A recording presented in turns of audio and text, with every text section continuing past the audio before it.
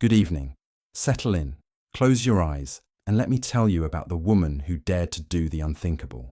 She shattered the gilded cage of New York society, walked away with $10 million, and left the Gilded Age gasping for air. Her name was Alva Vanderbilt.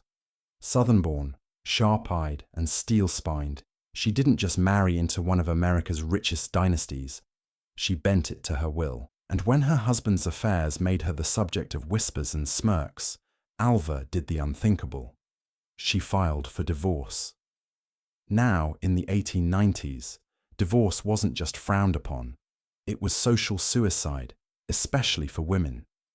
It meant exile from ballrooms, banishment from drawing rooms, and gossip that clung to your skirts like cigar smoke. But Alva turned it into a weapon. She transformed her scandal into power, her humiliation into strategy, and her settlement into a fortune that could have bought entire city blocks. $10 million in 1895. That's hundreds of millions today. Imagine a celebrity divorce settlement splashed across the tabloids, except instead of Beverly Hills lawyers and Instagram influencers, you've got Marble House, Blenheim Palace, and society matrons fainting into their terrapin soup. This wasn't just a marriage gone wrong, it was a declaration of war. Alva Vanderbilt didn't just leave her husband, she left the entire patriarchal system of the Gilded Age quaking in its diamond-studded boots. So tonight, we'll follow her journey, from genteel roots in Mobile, Alabama, to Versailles-sized mansions in Newport, to the courtroom where she rewrote society's rules. Along the way, you'll see how one divorce shocked the Gilded Age more than a dozen costume balls ever could. And if you're listening in bed with tired eyes and an overthinking brain, this story is for you.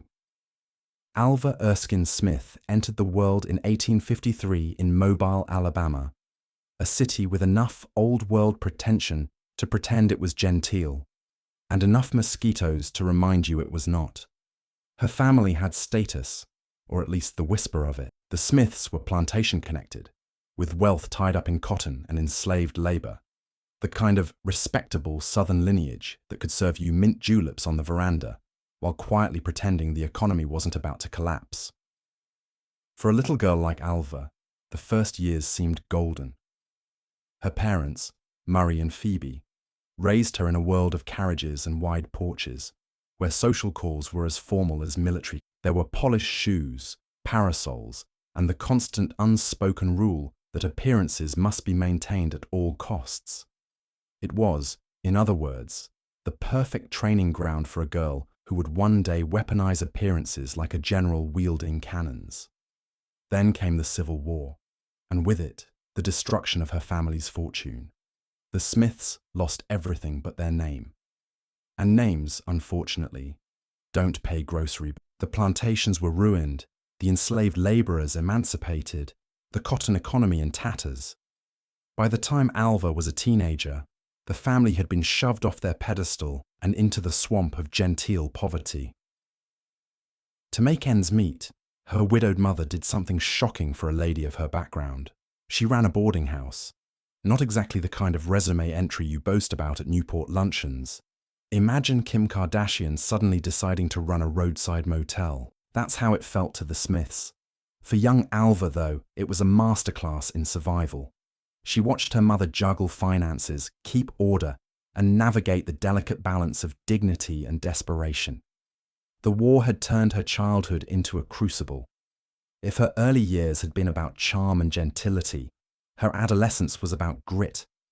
She learned that wealth could vanish overnight, that respectability was fragile, and that a woman's only true armor was her ability to adapt. It was a lesson she would never forget, and one that would shape the choices she made in the glittering but treacherous ballrooms of the Gilded Age. The boarding house years sharpened Alva's instincts. While other girls practiced embroidery, she practiced strategy. She understood far earlier than most that survival wasn't about honesty or humility. It was about leverage. Watching her mother deal with boarders gave her a front-row seat to human nature. There were the wealthy men who sneered but still rented rooms, the widows who exaggerated their pedigrees to gain sympathy, and the salesmen who drank too much and spilled their secrets. Alva absorbed it all. She realized that society's rules were mostly theatre, and that the clever could rewrite the script. If Instagram Reels had existed in 1870, Alva would have been the girl posting, "Lost everything, but here's how I turned disaster into destiny, chas glow up." She didn't just endure the fall from grace. She studied it, mined it for information, and turned it into her training ground. Schooling polished her further. She was sent to Paris for finishing school, an experience that layered European etiquette atop her southern grit. She returned with fluent French, refined manners, and a wardrobe that looked less mobile, Alabama, and more left bank chic. While her family's finances remained shaky, her personal arsenal of charm, wit, and polish was fully loaded. Friends remembered her as lively, clever, sometimes ruthless in conversation. She had the ability to cut someone down with a remark that sounded like a compliment. And crucially, she understood the currency of beauty and presence. She wasn't the most stunning woman in any room, but she carried herself as if she were, and people believed it. By her early 20s, Alva had become a woman with little money but enormous potential. She was ambitious, sharp, and unafraid to use strategy where others relied on luck. What she needed now was an opening, a wealthy family foolish enough to underestimate her. That opportunity came through a friend who would change her life, Consuelo Iznaga, a Cuban-American heiress with a flair for matchmaking and a circle that included some of the richest bachelors in America. Enter William Kissam Vanderbilt, grandson of Cornelius, the Commodore. Vanderbilt, William was a scion of one of the richest families in America, but he was, to put it kindly, not the most dynamic figure at a dinner party. He had yachts, horses, and railroads, but what he lacked in charisma he compensated for with the quiet assurance of a man who would never have to balance a checkbook in his life. Alva met William at a social gathering in 1874, thanks to Consuelo Iznaga's matchmaking. For William, it was likely another polite introduction in a long line of introductions. For Alva, it was an opportunity wrapped in starched collars and unimaginable wealth. She sized him up quickly. Here was a man born into staggering riches, but lacking the social polish to truly dominate New York society. The Vanderbilts were powerful, but still considered new money, sneered at by the old Knickerbocker families.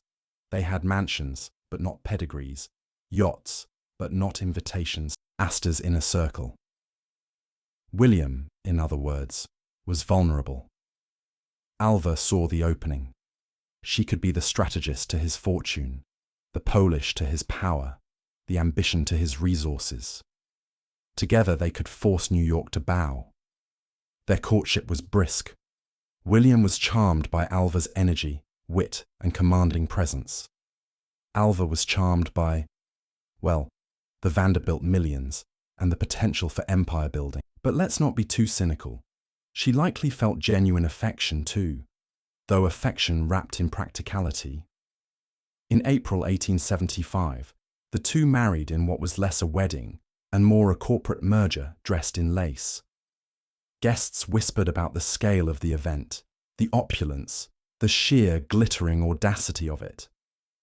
But no one whispered louder than the Knickerbocker old guard, who saw this union as a threat. The Vanderbilts, led by this ambitious Southern woman, were coming for them, and Alva wasted no time in proving them right. The marriage was not about romance, it was about strategy. Alva had entered one of the richest families in the country, and she intended to make that wealth mean something. If William was content to spend his days with yachts and horses, Alva was ready to storm the ballrooms of New York and claim the crown of society. She had endured poverty, learned strategy, and now married into fortune. The stage was set. The girl from Mobile was about to become the most talked about woman of the Gilded Age, for better, for worse, and eventually, for scandal. Marriage to William K. Vanderbilt gave Alva money, but money alone wasn't enough. In the Gilded Age, fortunes were multiplying like rabbits. What mattered wasn't just having wealth, It was knowing how to show it, how to weaponize it, how to bend it into a key that unlocked the doors of the right ballroom. And Alva, unlike her husband, understood this instinctively. By the late 1870s, she had a vision. If the Vanderbilts were to rule New York society, they needed a palace, something so enormous, so glittering, so over the top, that even Mrs. Astor, the reigning queen of society, would have to take notice. Enter architect Richard Morris Hunt, the same man who would later design Newport mansions and the pedestal for the Statue of Liberty. Together, Hunt and Alva designed a Fifth Avenue chateau at 660 Fifth Avenue, stretching from 51st to 52nd Street, dripping with imported French stone, gilded ceilings, and enough marble to make Versailles blush. When it was completed in 1883, the house was the talk of the city. Passers-by craned their necks just to get a glimpse. It wasn't a home so much as a declaration. The Vanderbilts were not just wealthy, they were here, they were permanent, and they were demanding respect. William may have signed the checks, but this was Alva's project, her fortress, her chessboard. But a palace is only useful if you fill it with people. And people, specifically the old Knickerbocker families, still turned up their noses. The Vanderbilts were new money, and in that world, new was not a compliment. Mrs. Caroline Astor, guardian of the so-called 400, pointedly kept her distance. The Vanderbilts were rich, yes, but not respectable. Alva, however, knew the oldest trick in the book. If the Queen won't invite you to her game, build a bigger game of your own. She planned a ball, not just any ball, but the ball that would become legend. The Vanderbilt Costume Ball of March 26, 1883. Invitations were so coveted that people bribed servants, pestered friends, and wrote groveling letters just for the chance to be included. Guests spent weeks preparing, commissioning elaborate costumes that ranged from Louis XVI court outfits to full suits of armor. Inside the new mansion, the scene was intoxicating. Chandeliers dripped with light, staircases gleamed with marble, and every corner glittered with diamonds, gold thread, and champagne bubbles.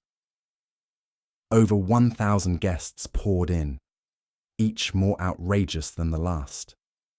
Newspapers sent reporters just to describe the costumes in giddy detail. And here's the twist that made history. Mrs. Astor's daughter Carrie desperately wanted to attend.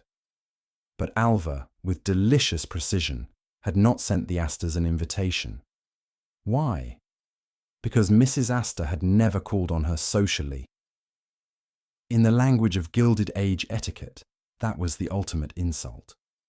Mrs. Astor, trapped, had to make a choice.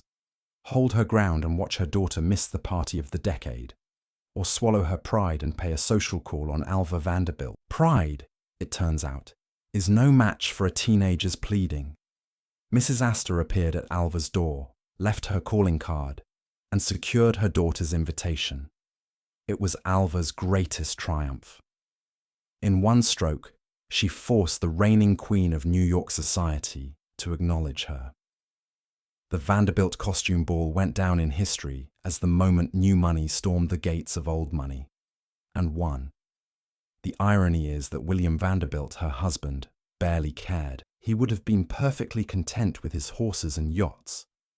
But Alva understood that money without respect was a gilded cage. That night, as she surveyed the ballroom she had created, she proved she was more than a wife. She was a strategist, and she was just getting started. Once Alva had conquered Fifth Avenue, she turned her sights on Newport, Rhode Island, the summer playground of the Gilded Age elite. Newport wasn't about practicality. It wasn't about salt air or sea breezes. It was about who had the biggest cottage. And in Newport, cottage meant a mansion that could house a small European principality. Alva, never one to do things by halves, commissioned Hunt again to design something extraordinary. The result was Marble House, completed in 1892. A summer home that looked less like a beach getaway and more like a fragment of Versailles. accidentally dropped on the New England coast. Constructed from 500,000 cubic feet of marble, it cost around $11 million to build, nearly $300 million today. Every inch was designed to shock and awe. The ballroom walls shimmered with gold leaf. The dining room glittered with gilded chairs and tapestries imported from Europe. Even the fireplaces were works of art. Guests gasped upon entering, some whispered in admiration, others in horror. But nobody ignored it.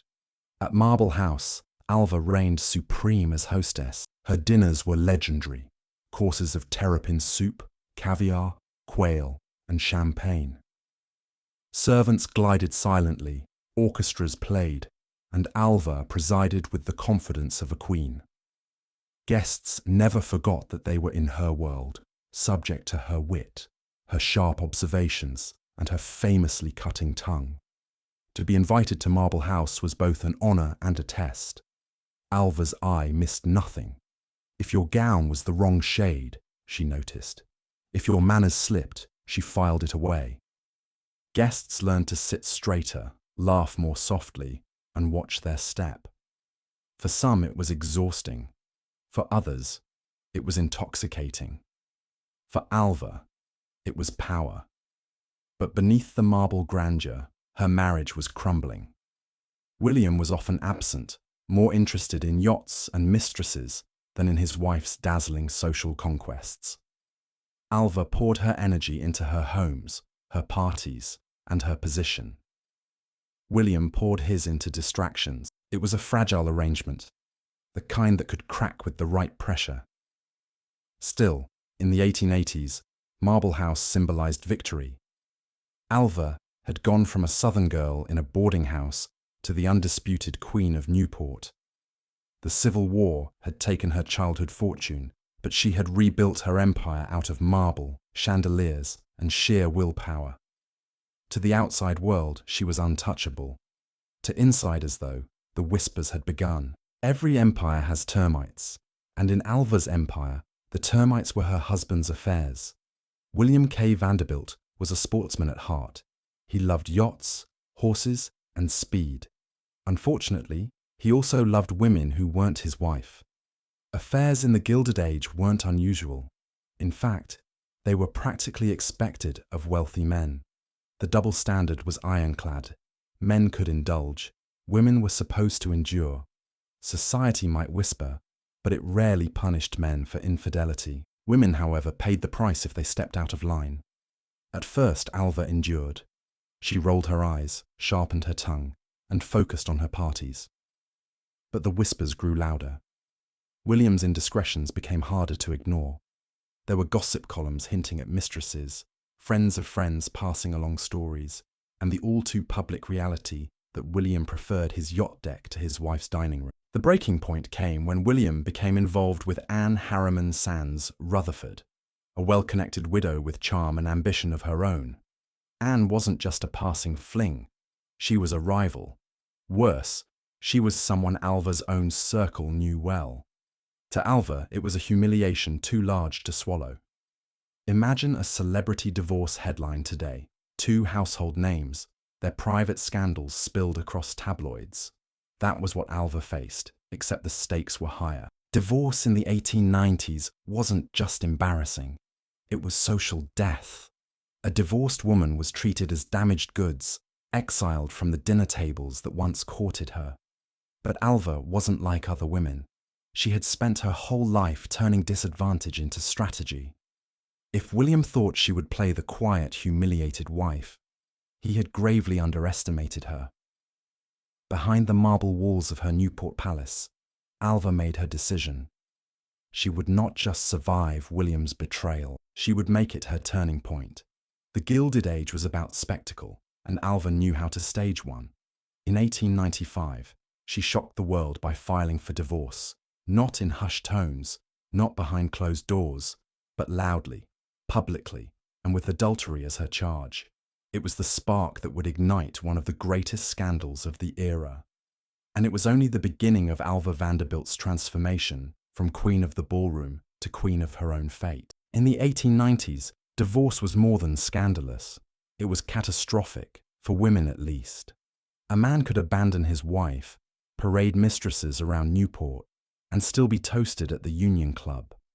But a woman who sought divorce, she was branded forever, exiled, pitied if she was lucky, despised if she was not.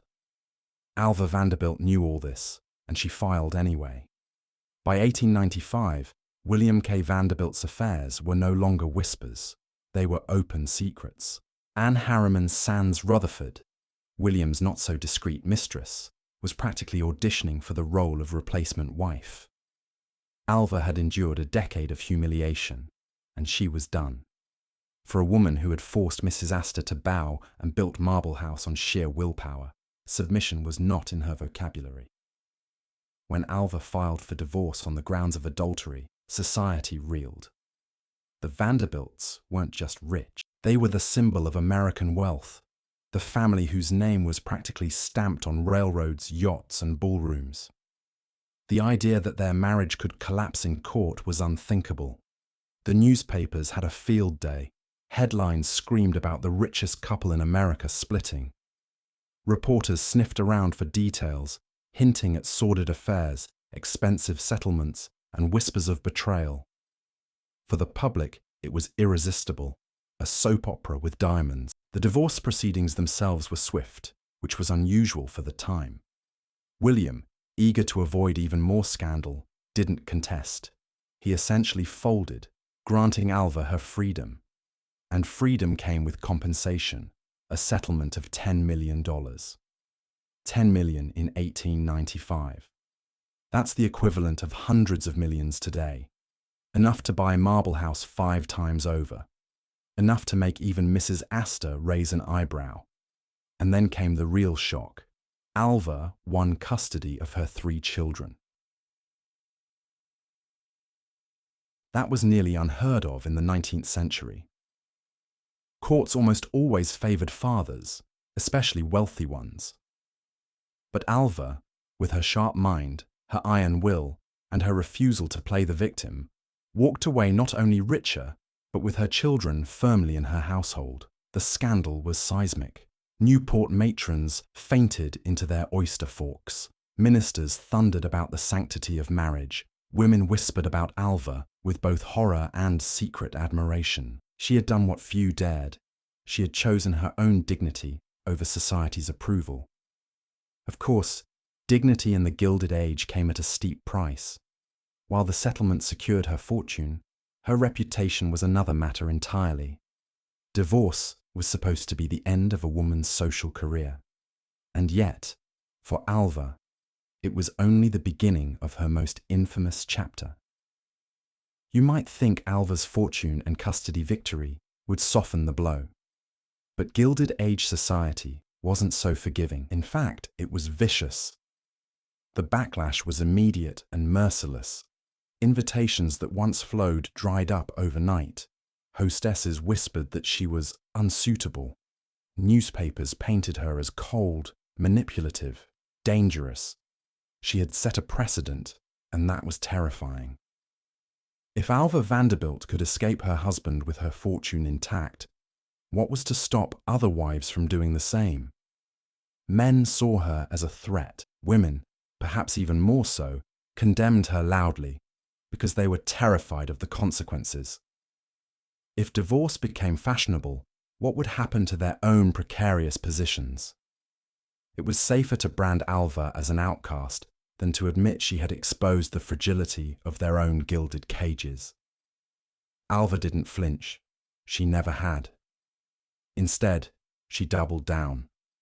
She continued to host dinners, entertain guests, and glide into Newport in her carriages, as if nothing had changed. She was a social pariah, but one with $10 million, a marble palace, and enough confidence to walk through closed doors as if they were already open.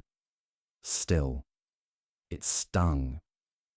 For all her bravado, Alva had spent her life crafting an image of perfection. To be snubbed was galling.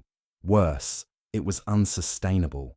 She needed a way back into the highest circles, a new lever of power, a trump card that no amount of gossip could override, and she found it in the oldest, coldest calculation of aristocracy: marriage alliances. Not for herself, but for her daughter. If Alva's divorce had been scandalous, her next move was downright ruthless. She decided her daughter Consuelo would marry not for love, but for power. Consuelo Vanderbilt was a delicate, dreamy young woman, widely admired for her beauty and shyness. She also happened to be heir to a fortune Alva controlled. To Alva, her daughter was a chess piece, the queen to be moved across the board to checkmate her enemies. Her chosen match, Charles Spencer Churchill, the 9th Duke of Marlborough, a title as old as the Blenheim Palace he lived in. But Blenheim was crumbling. The Duke had pedigree but no money. Consuelo had money but no pedigree. The match was a perfect Gilded Age transaction. Dollars for coronets. The price tag was staggering. Alva pledged a dowry of $2, $5 million, about $80 million today. Money pulled from her divorce settlement. It was the most infamous of the dollar princess marriages, where American heiresses were shipped to Europe to buy titles their mothers craved. But here's the darker part. Consuelo didn't want it. She was in love with someone else, Winthrop Rutherford, a handsome American suitor. She pleaded with her mother to let her choose love over rank. Alva refused. She locked Consuelo in her room. She threatened to shoot Rutherford if he came near her daughter. She cried, begged, and manipulated until Consuelo broke. In 1895, Consuelo wed the Duke in a glittering London ceremony that made headlines on both sides of the Atlantic. The photographs showed a radiant bride, but behind the veil were tears. Consuelo herself later recalled crying through the ceremony. For Alva, however, it was a triumph. She had forced open the gates of Europe's oldest aristocracy. Her daughter was a duchess. She was now mother-in-law to British nobility, and with that title, Alva herself strode back into American society. Doors that had closed after her divorce cracked open again. You can exile a Vanderbilt divorcee, people whispered, but not the mother-in-law of a duke. It was, in its way, Alva's most brilliant move, and her most brutal. She had sacrificed her daughter's happiness to regain her own power. In the glittering chess game of the Gilded Age, she had played her queen, and for a time at least, she had won. For a time, Alva Vanderbilt was radioactive. Newport hostesses whispered, Fifth Avenue matrons clutched their pearls, and invitations were rescinded with a speed that would impress even modern-day unfriending. But when your daughter is the Duchess of Marlborough, society has a funny way of forgiving you. Consuelo's wedding to the Duke was not just a family affair, it was international news. Newspapers splashed images of the young bride across their pages, calling her the loveliest dollar princess. Blenheim Palace, once crumbling, was shored up with Vanderbilt cash. The Duke, who had once seemed just another aristocrat on the verge of bankruptcy, was suddenly a symbol of Anglo-American alliance. And Alva. She was the architect of it all. The woman once branded a pariah now had a duchess for a daughter. That title forced even the most judgmental society queens to reassess. Exile could be temporary. A dukedom was forever. So the doors creaked open again. Newport, which had once shunned her, now courted her presence. The same women who had whispered about her immorality now invited her to their luncheons, praising her bravery. Alva walked back into their marble halls not humbled, but triumphant, head held high. She had bent society's rules until they cracked, and then re-entered through the crack. But if society thought they were getting back the same Alva, they were mistaken. The divorce and backlash had hardened her. She was no longer interested in mere ballrooms and costumes. She still played the game, yes, but she was playing it on her own terms. And increasingly, her gaze shifted away from chandeliers and toward causes that burned brighter than diamonds. Alva didn't stay single for long. In 1896, she quietly began a relationship with Oliver Hazard Perry Belmont, a wealthy socialite and fellow divorcee. Oliver was different from William Vanderbilt. He was charming, companionable, and importantly, not scandalized by Alva's reputation. They shared tastes, wit, and, perhaps, a sense of survival in a society that loved to chew up reputations and spit them out. In 1896, William Vanderbilt died suddenly at age 47. A few years later, in 1896, Alva married Oliver in what was a quieter, more intimate affair than her first wedding. This wasn't a corporate merger dressed in lace. It was companionship, respect, and perhaps even love. Oliver brought her to Belcourt, his grand Newport mansion. But it was their next home, Beacon Towers on Long Island, that symbolized this new chapter. Built in Gothic Revival style, Beacon Towers looked like a medieval castle with turrets and spires rising dramatically over the Atlantic. It was equal parts fairy tale and fortress, a perfect reflection of Alva herself. This marriage gave Alva something William never had: partnership. Oliver admired her, supported her, and encouraged her independence. Their union was far less scandalous, far less transactional, and far more personal. Sadly, it was also short-lived. Oliver died in 1908, leaving Alva widowed once again, but this time with a sense of freedom rather than humiliation. Widowhood in the Gilded Age was often the freest state a woman could achieve. It gave Alva the independence to direct her fortune and her energy exactly where she wanted, and increasingly, that wasn't ballrooms, it was politics. By the early 1900s, Alva had reinvented herself yet again. The woman who once staged the most outrageous balls in New York now threw her energy into something else: the fight for women's rights. She hosted rallies at Marble House, transforming her glittering ballroom into a war room for suffragists. Imagine it. The same space that had once echoed with waltzes now resounded with fiery speeches about equality. The chandeliers sparkled not over champagne toasts, but over demands for the vote. Alva helped fund the Political Equality Association in 1909, a group dedicated to pushing women into public life. She also threw her considerable fortune behind the National Women's Party, led by Alice Paul. When Paul organized protests outside the White House in 1917, Alva was there with money and support, ensuring the movement had both visibility and staying power. Her transformation shocked many. This was a woman who had once forced her daughter into a loveless marriage for a dukedom. Now she was standing beside radicals, demanding that women be treated as equals. Critics called her a hypocrite. Admirers called her a convert. Alva called herself a pragmatist. She had played society's game, beaten it, and now she wanted to dismantle it. It was, in its way, her most daring performance yet. In a world that expected her to fade quietly into widowhood, Alva strode into politics. She was proof that scandal didn't have to be the end of a woman's story. Sometimes it was the beginning. When Alva Vanderbilt Belmont died in 1933, she left behind more than marble mansions and scandalous headlines. She left behind a legacy of reinvention. Her divorce from William K. Vanderbilt had been more than a personal act. It was a public declaration that a woman could refuse humiliation, seize her fortune, and rewrite the script of her life. She paved the way, not just for her daughter Consuelo, who eventually escaped her own loveless marriage, but for countless women who watched and whispered, "If she can, maybe I can too." Her forced efforts to marry Consuelo the Duke remains her most criticized act, and rightly so. But even Consuelo, in later years, acknowledged that her mother's ruthlessness was born from the same steel that later fueled her activism. The same woman who locked her daughter in a room also funded the marches that helped win women the vote. Complexity was Alva's hallmark.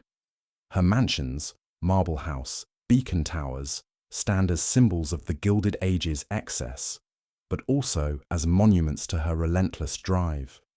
She had started as a girl in a ruined Southern family, and ended as a woman whose name was etched into history books, not just as a hostess, but as a suffragist, a strategist, and a survivor. The Gilded Age was full of women who played by society's rules, smiling sweetly while swallowing their misery.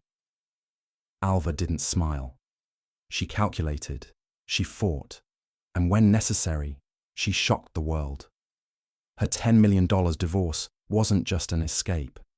It was a revolution, wrapped in satin and scandal. And the ripples of that revolution reached far beyond her own marble hall. And so, Alva Vanderbilt, Southern Belle, Queen of Fifth Avenue, Duchess maker, suffragist, left behind a story as jagged and glittering as the diamonds she once wore. She shocked the Gilded Age, bent society's rules until they cracked, and proved that scandal could be a stepping stone to freedom. Her life was never neat, never soft, never simple. But perhaps that's what makes her unforgettable. She didn't fade into the wallpaper of her husband's world. She tore down the wallpaper, rebuilt the room, and made sure everyone remembered who had chosen the paint. If you enjoyed tonight's story, please tap the like button, subscribe for more journeys into the quieter corners of history, and tell me in the comments where you're listening from. I always love knowing where these tales are keeping you company. Until next time, sleep well, dream of marble staircases and chandeliers, and I'll see you in the next story. Script written by Clara Finch, because good stories always deserve a soul.